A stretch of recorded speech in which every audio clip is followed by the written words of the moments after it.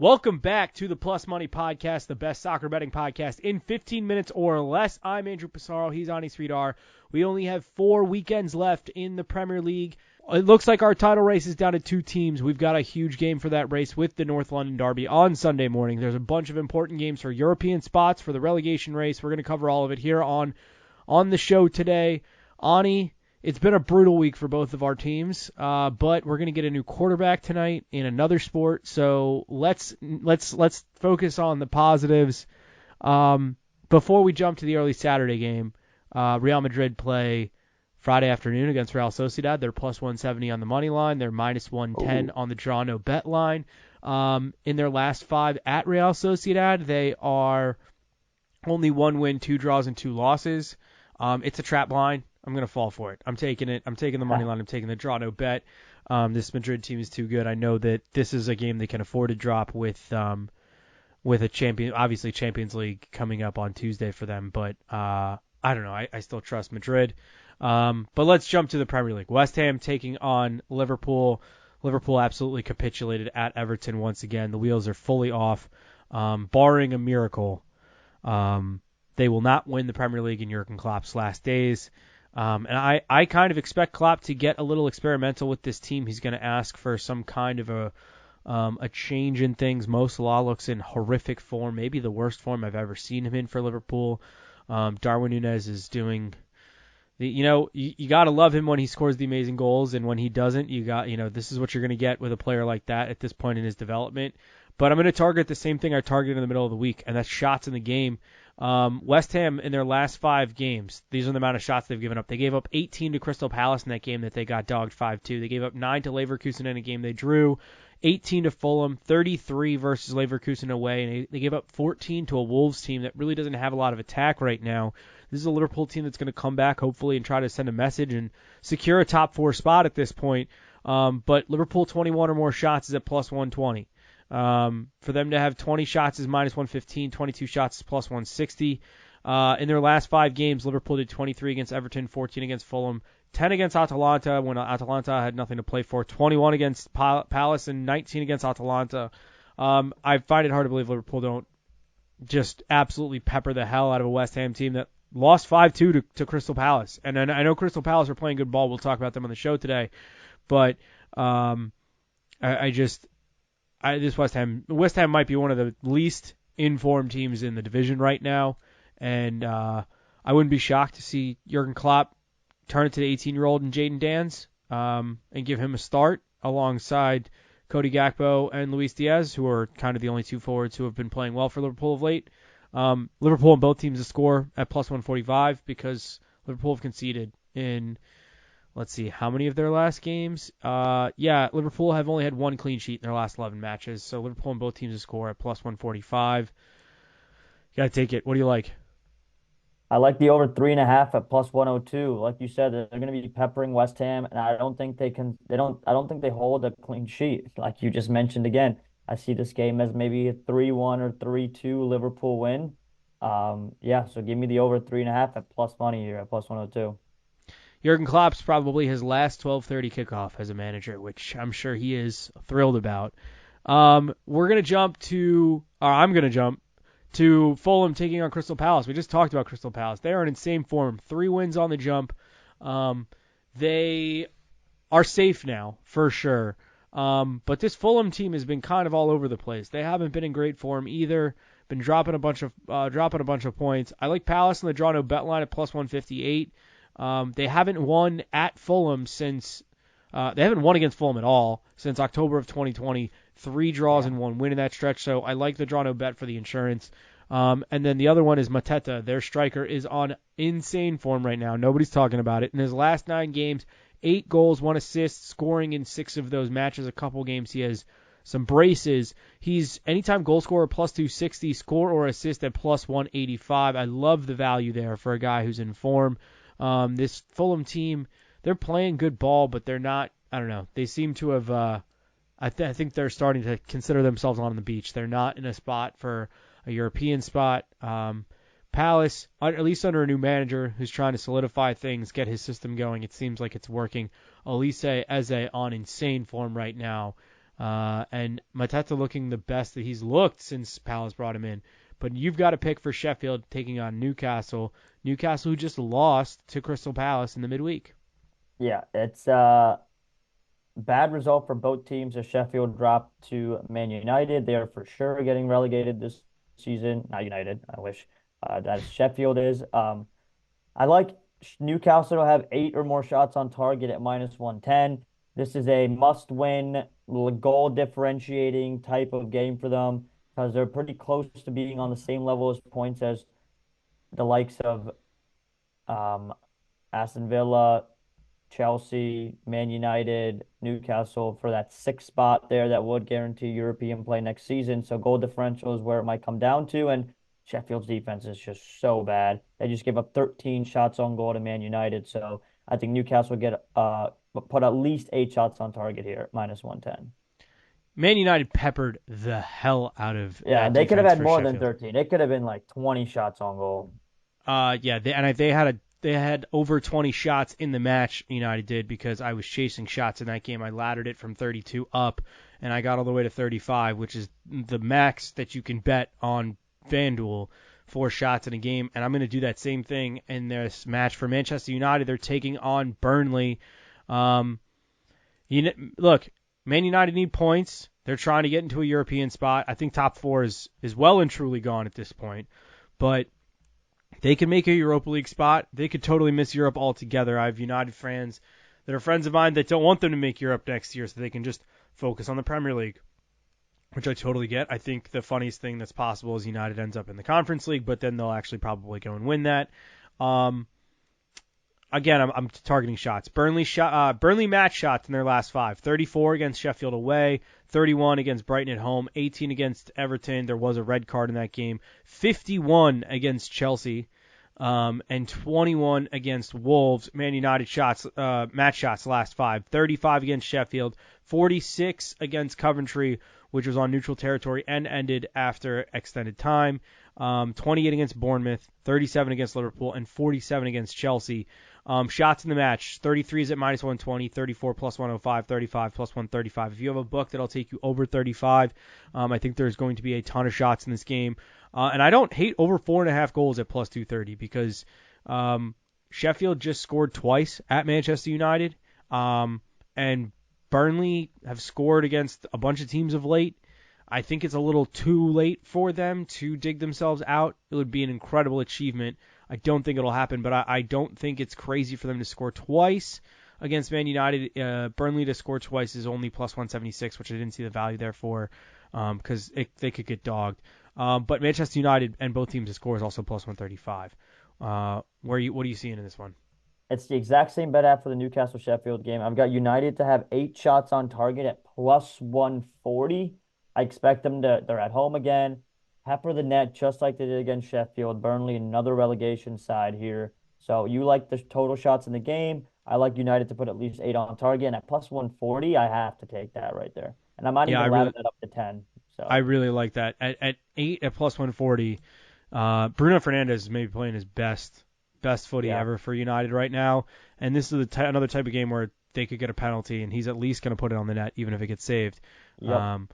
All right, we're going to jump to, a 2:30 start time, 3 o'clock kickoff on Saturday for Aston Villa. They're taking on Chelsea.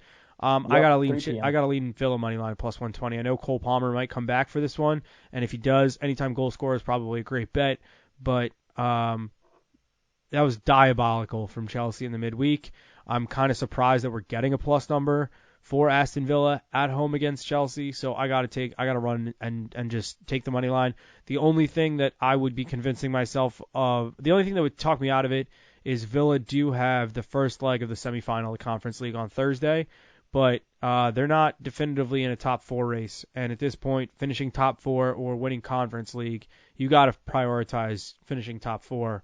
Unfortunately for Aston Villa, I think they have the squad to do both. You may see it differently though. I have Villa money line at plus 115 is what it is right now. Yeah, this Chelsea team's just battered. Enzo Fernandez out for the year. Who knows if Cole Palmer will be healthy this weekend? Just bad. Nico Jackson, no confidence in front of the net. Just absolutely embarrassing play out there for him. It's bad. It's a really tough time to be a Chelsea fan, but if I'm not a fan now, when they're absolutely shit, when they're good again one day, look back and be like, hey, I went through it with this terrible team and now we're back on top. So eventually it'll come. It's not our year, but yeah, a lot of youngsters on the team that I can look forward to watching. Hopefully we have a healthy squad next year and we've got some players. So not this weekend though. I like the Villa money line. Sunday morning, Brighton are taking on Bournemouth. Brighton getting roasted by Manchester City on their potential march to a fourth straight Premier League title. Right now, what do you like when they take on Bournemouth Sunday morning? Like Bournemouth money line at home, plus 125. This is a Bournemouth team that we've been betting pretty much all year, and they've come through all season. You had them draw no bet against Wolves over the in the midweek, and they came through with that 1-0 win, even though they went down a man late in that one.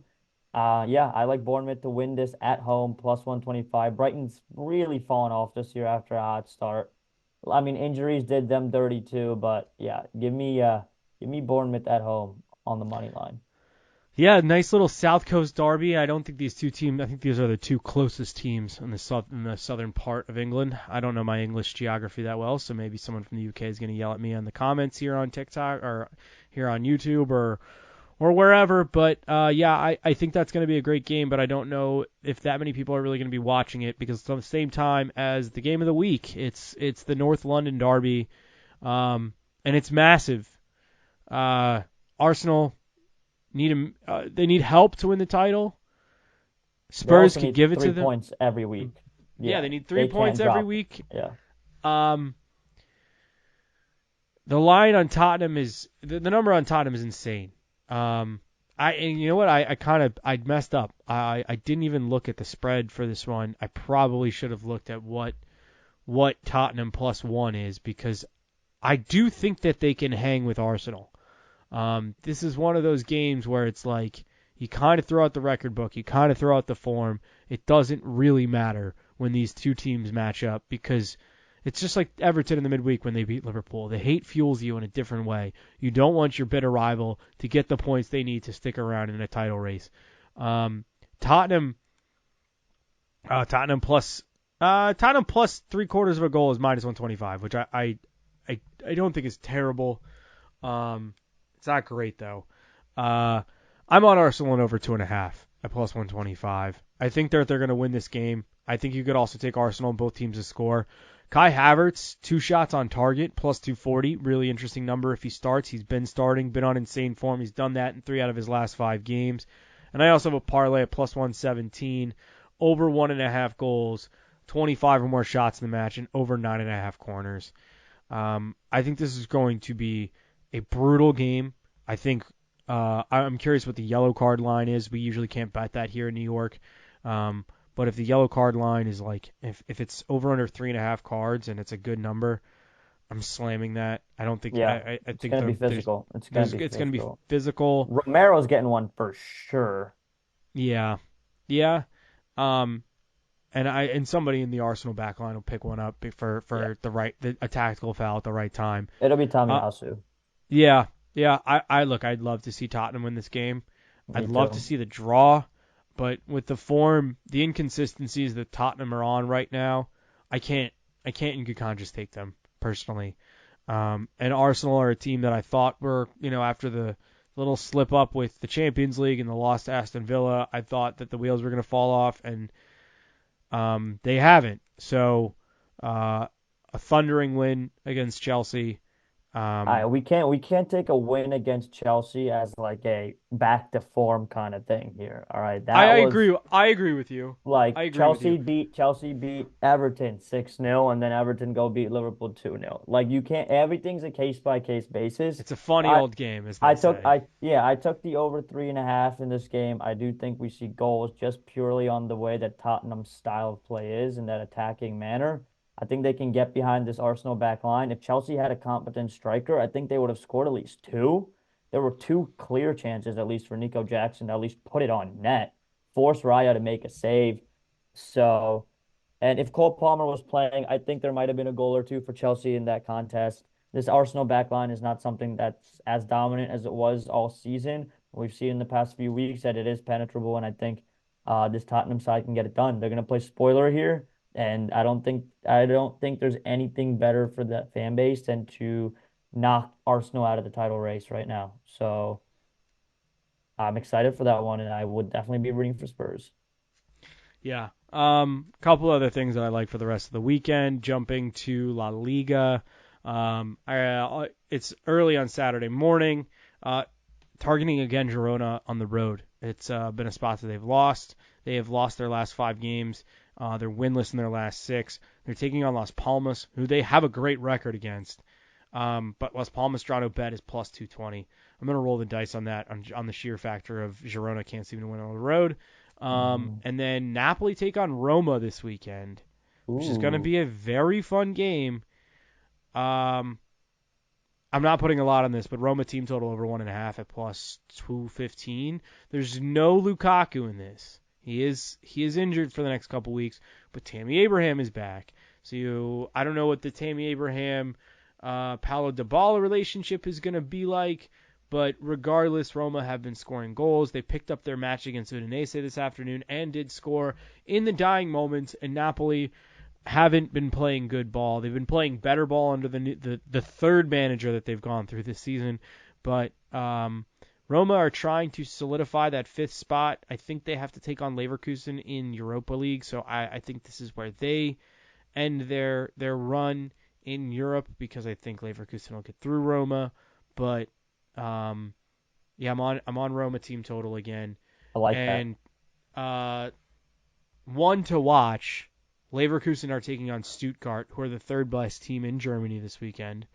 So just wait for Leverkusen to go down and then live bet them double chance. Yep. I mean, that's Because that's been the hack all year. yeah, well, I mean, there are like 3 things you can count on in sports betting right now. Wait for the Nuggets to go down and then live bet them. Wait for Real Madrid to go down and then live bet them. And then wait for Leverkusen to go down and live bet them. Because these teams are just unbelievable at it. It's insane. We've got one last thing, Ani. We've got Champions League next week. What's your final right now? We've got Real Madrid taking on Bayern, and we've got PSG taking on Dortmund. I I really don't think Real Madrid are going to lose the Champions League. I think they win it all. But as a selfish fan, I would love an all Bundesliga final, like a Bayern Dortmund final. And I mean, I would love if Dortmund won the Champions League. That's my ideal champion there, you know? But an all Bundesliga Champions League final at Wembley, that's just a kicker That's with a no replay of competition. the Yeah, Klopp Bayern matchup. exactly. And I think Dortmund would actually win it this time around. I think they're kind of a better team when they're all put together.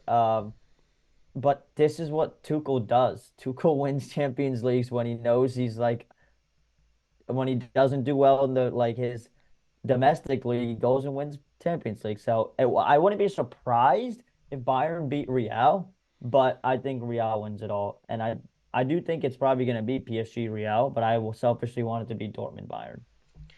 I I think we all got to be very careful betting Dortmund in these matches. I think you're going to get Dortmund on a really good number on the spread, and I think we all need to remember that Dortmund were in the group of death, and none of us projected them to go through. They won the group. Dortmund were up against Atletico Madrid. They None were of in the us group that's projected. with PSG. Right. With PSG, yeah. With PSG, and they played well against PSG Yeah. earlier in the season. Mbappe's on a great form. I don't know if you saw the goal he scored yesterday, where he Yeah, he absolutely Not just the goal destroyed it. and the assist. His assist Yeah. was filthy. Yeah, he's a game changer. We saw it in the World Cup final when we all Yeah. thought France was down and out. Here comes Mbappe. Yeah. So yeah, I think and how great would it be Madrid PSG Madrid when PSG. I when he's look. on his way to Madrid next year. So Yeah, I gave out Madrid plus 900 in August, and I really want one of these tickets to cash. So I'm a Madridista for I don't know how to pronounce it, but I'm on Madrid till the end of the season. But yeah, that'll wrap it up from us today. Follow us on Twitter and Instagram for more picks at Andrew Passaro, at Ani323, at the Plus Money Pod. We will catch you next week as we get you ready for more games coming down the stretch. I think we got Tottenham, Liverpool at Anfield next weekend. It's going to be a busy next few weeks, and then we're going to get ready for Copa and we're going to get ready for the Euros. So this is your home for the bets. Let's stay positive. We'll catch you next week.